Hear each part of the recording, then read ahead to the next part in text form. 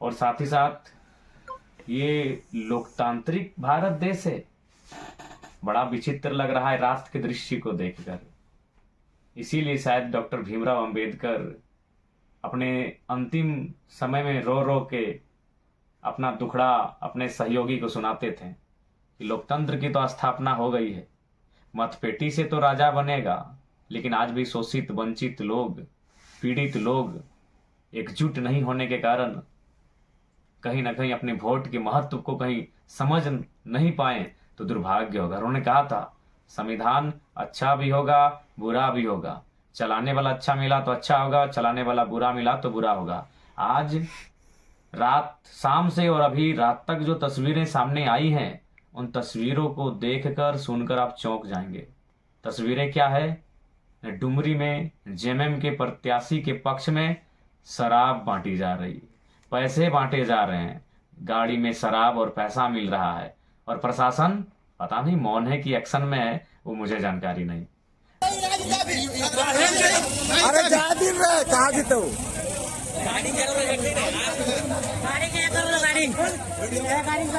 देख लीजिए जेएमएम का कार्यकर्ता सबका, ये बुलेट का गाड़ी है, गाड़ी नंबर ये है।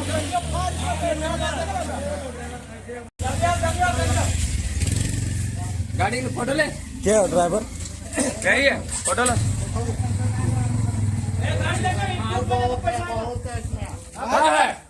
कैसा है ना? कैश ना दारू हो दे दियो। ए रुको सबको पकड़ो, पकड़े गाड़ी रखो, गाड़ी रखो। हाँ ए वहाँ छोड़ भूस की निकाले बोला चेक कर ले, खाली रिकॉर्डिंग कर ले। खाली रिकॉर्डिंग करो, रिकॉर्डिंग। ये गाड़ी का नंबर आपको दिखा दिए, इसमें पूरा वाइन भरा हुआ है। बेरमो में क्या होता है, एक होटल है आर्यन होटल, जहां से साफ देख रहे हैं 150-200 नौजवान अपने पॉकेट को गर्म करके यानी फुला फुला के निकल रहे हैं। फुला के निकल रहे हैं मतलब पैसों का बंडल लेके निकल रहे हैं। पता नहीं प्रशासन को भनक है कि नहीं है, या जानबूझ के मौन है। तो बेरमो यानी कौन? कांग्रेस के प्रत्याशी। और हद तो तब हो गई, चापी में ट्रांसफार्मा दिया गया। आचार संहिता तो छोड़िए, इलेक्शन की रात को ट्रांसफार्मर दिया जा रहा है। ये लोकतंत्र की हत्या नहीं तो क्या है? बड़ा विचित्र दृश्य है। डुमरी के प्रत्याशी मंत्रालय संभाल चुके हैं, उसके बाद उनके कार्यकर्ता इस प्रकार की ओछी हरकत कृत्य कर रहे हैं, जो कहीं ना कहीं लोकतंत्र पर सवाल या चिन्ह खड़ा हो रहा है। और एक्चुअल लोकतंत्र में नहीं, इनके जो जीतने का कारण रहा है ये यही रहा है, शराब, मुर्गा, पैसा, दारू, ये कारण रहा है चुनाव जीतने का इनका। तो आज हम लोकतंत्र की दुहाई देते हैं, हम विकसित भारत की बात करते हैं, प्रगतिशील भारत की बात करते हैं, और आज फिर हम उन्हीं चीजों को दर्शा रहे हैं। इसलिए निवेदन है, पैसा बांटने वालों से, मुर्गा, दारू, शराब बांटने वालों से, रुपया बांटने वालों से बिल्कुल सावधान रहें, और उनको तो बिल्कुल वोट ना करें। ये आपसे विशेष आग्रह है। और एक सूचना, बेरमो में कुछ लोग ये अफवाह फैला रहे हैं कि कैंची सेट हो गया। ओ भैया, ये वही कैंची की कचकची और कैंची की जबान है कि बड़ी महफिल में सामने खड़ा होके कांग्रेस के प्रत्याशी को कहा था कि कोयला चोर को 12 बॉडीगार्ड।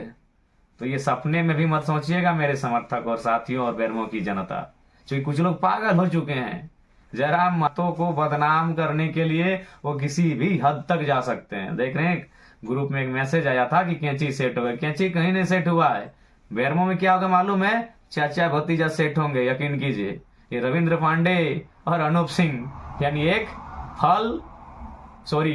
फूल, कमल का फूल और कांग्रेस हाथ, ये दोनों बेरमो में सेट हो सकते हैं। लेकिन हमारे बारे में जो अफवाहें फैलाई जा रही है, सावधान रहिएगा। ये निम्न से निम्न गिरा हुआ कार्य करने के लिए तैयार है। लड़ रही है जयराम महतो की बटालियन पूरी ताकत के साथ होश हवास में चुनाव लड़ने जा रहे हैं, इसीलिए किसी के दिग्भ्रमित बातों में ना लगें। ये तमाम बेरमो की जनता से निवेदन है। और साथ ही बेरमो के अलावे डुमरी हो, टुंडी हो, गुमिया हो, रामगढ़ हो, मांडू हो, बागमारा हो, चंदनकियारी हो, सिंदरी हो, निरसा हो, झरिया हो, सभी से निवेदन है किसी प्रकार के भ्रम में ना आए। ये लोग नीचे से नीचे हरकत करने के लिए तैयार है। तो फिलहाल पुनः एक बार रिपीट करेंगे, तमाम जो बूथ के एजेंट मॉर्निंग जो 5-5:30 बजे के पास पहुंचेंगे और जो प्रिजाइडिंग ऑफिसर होंगे, तमाम जो पदाधिकारी जो वोटिंग करवाने के लिए आए हैं उनकी उपस्थिति में, बूथ एजेंट की उपस्थिति में ईवीएम के मशीन को टेस्टिंग किया जाएगा। आप उपस्थित रहेंगे, अपनी आंखों से देखेंगे और जब चुनाव संपन्न हो जाएंगे वोटिंग का काम, उस समय आप 17C फॉर्म लेना, उसे मेल मिलाप कराना ना भूलेंगे।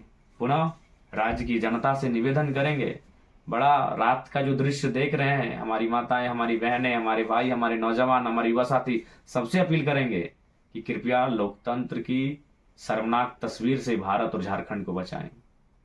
बताइए, आज हमारे राज्य में मांस की बिक्री होती है, चाहे वो खसी हो या बकरे का मांस, उसका दाम आज 700-800 रुपए केजी है। और एक इंसान को ये लोकतंत्र के हत्यारे 500, 200, 250 रुपए देकर वोट आपका खरीद रहे हैं। सावधान रहिएगा।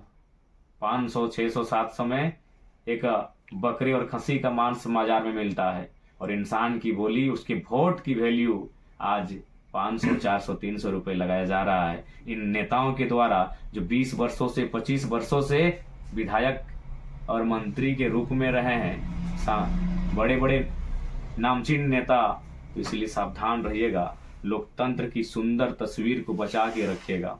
अभी आप सोए होंगे, जब मैं अपना ये वीडियो में संदेश दे रहा हूं, आप शायद सो रहे होंगे, लेकिन जब सुबह उठिएगा, नहा धो के फ्रेश होके जब वोट देने जाइएगा, तो रात में जो आपके साथ घटित हुआ है, यानी जो पैसा मुर्गा दारू का खेल हुआ है, उसे भुलाकर अपने बच्चों की आंखों में आंखें डालकर, उनसे आंख मिलाकर, उनकी मासूम चेहरे को देखकर वोट डालने जाइएगा। और इसलिए जाइएगा कि अब जब आप वोट करेंगे तो पलायन कम हो, अब जब आप वोट करेंगे बेरोजगारी कम हो, अब जब आप वोट करेंगे मुद्दों की राजनीति हो,